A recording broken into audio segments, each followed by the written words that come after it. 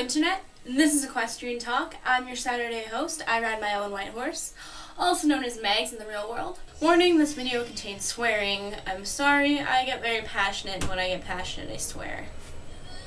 I asked you guys on Tumblr what you'd like me to talk about, but none of you replied.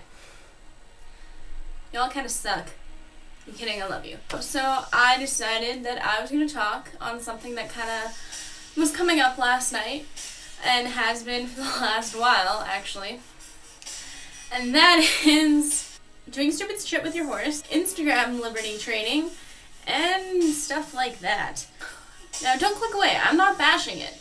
Even though I don't agree with a lot of things that people on Instagram do, like putting a horse's foot on their very important, things like stomach and liver, kidneys, I don't know, whatever the fuck was in that area. There's a lot of people who do very unsafe things with their horses. And, I was no better, / I'm not. I don't practice liberty or really natural horsemanship, but I also don't practice, traditional. I mix it and see what'll work with my horse. I ride in a bit, I can ride him in a pack more. I can ride him with a neck rope. I can ride him without anything. He's a chill dude, and I've done all his training. I've had him since he was almost 2, and he's turning 6. And he's turning 6 this year. I know this horse pretty well. And now, I'm not saying my horse is totally bomb-proof.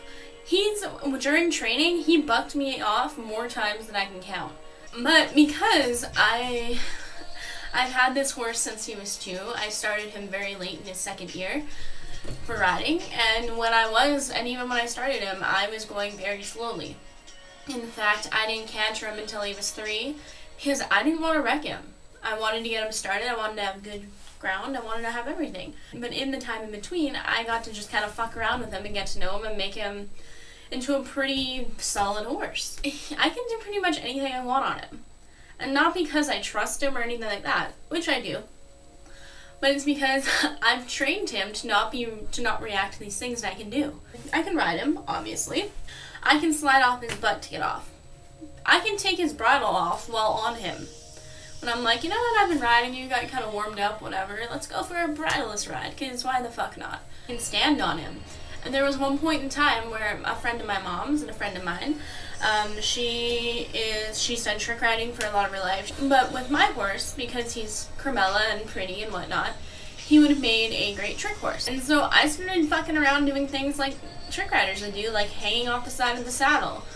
At one point, I worked my way up to standing up on him while having my mom lead him, because I'm like, well, a lot of things can go wrong. It's nice to have another hand there. And shit could have gone wrong. I know what can go wrong. That's why I'm okay with doing these things. I'm fully aware of what could happen. To my way up to standing on his back, I started with just putting my feet up, or kneeling kind of on the saddle. Slowly, I worked my way up. I was squatting on the saddle, and then slowly I was up, but I was still very hunched over, very small. Until finally I stood up on him and he was walking around. And you wanna know how much my horse cared about it? 0. He didn't give a fuck. He was like, okay, Mom, whatever you want to do, whatever. I taught my horse to lay down.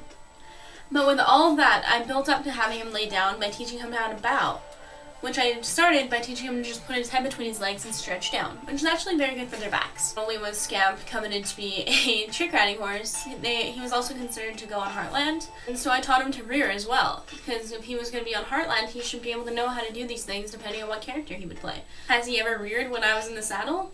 One time, because he wanted to go with the other horses route. It's like, no, Scampers, you can't. You have to stay here. You have to walk with me. And so he reared about this far off the ground. And he only rears on ground when I tell him to. Because I taught him, if you're going to rear when I tell you to, and whatever. And that was around 2 years ago now, and I don't get him to do that anymore because there's no point in it. He's not going to be on Heartland, he's a polo horse, or he's going to be a polo horse, he's not going to be doing tricks, he's not going to be doing all of this. But, going back to doing stupid things with your horses, as I said, I can slide off his ass. I can stand on him. I can do whatever. And all of that I do with a helmet, but then there's stuff on ground that I can do with him. Now, I didn't just be like, okay, I am bonded with this horse. Nothing can go wrong now. He loves me and will never, ever, ever hurt me. No. That's bullshit. You may have a bond with your horse, but shit can happen. Okay? When I first got him as a 2-year-old, I got him used to the idea of things being under his belly. Putting my leg under there. Standing really close to it. Putting my shoulder under until one day I was like, alright, well, let's see what the fuck you're gonna do. And went under. My dogs walk under him all the time, all these things. I don't rely just on the fact that my horse is going to be like, yes, you can do these things because I trust you and you are whatever. No. I have trained my horse to be okay with these kind of things, but I don't push my luck. I don't put my horse's feet over my shoulder. I don't put myself in situations for more than a couple seconds that I could be hurt. Like crawling under my horse. It takes 2 seconds. He's not going to kick me, and if he does, that's my own fault. I understand that. But I don't do things just for getting the fame for it. It's not what I do. Honestly, my horse is very desensitized to things. I can throw shit at him. I can walk up and like slap his ass and he'll be like, the fuck, Mom? Why would you do that? But not care. And part of the reason I'm able to do all these things with him is because he is a very kind horse. He's a very relaxed guy. He doesn't really mind too much. But I've also put the work in to make him that calm. People doing things like putting their horse's feet over their shoulder or putting their hooves on their stomach or just things like that. That's just stupid. Like, you're not proving anything. That doesn't have a bond. Okay? It's just your horse is relaxed and you can do these things, but they're not safe. You're putting yourself in unnecessary danger. As I said, I can do stupid shit on my horse, but I've trained him to be okay with it. I didn't do it liberty training. I don't rely on a bond to keep us safe. I rely on the fact that I have taught my horse to not react to these kind of things. I'm kind of one of those people who are like, you know, let people do whatever the fuck they want. It's not my problem, not my horse. Whatever. But don't post on Instagram, don't post on YouTube, don't do those things. Because majority of the people who are following you on Instagram or on YouTube are young people. They don't understand what it really takes. And maybe some of them do, but a lot of them don't, okay? And they think you can do these stupid things. Because they're stupid. They may look cool, but they're stupid things that are unnecessary in most cases, even what I do. And they think, wow, I should do that with my horse. Everything will be A-okay. And then they get killed. And there's been people who have been on YouTube who have been killed by these kind of things.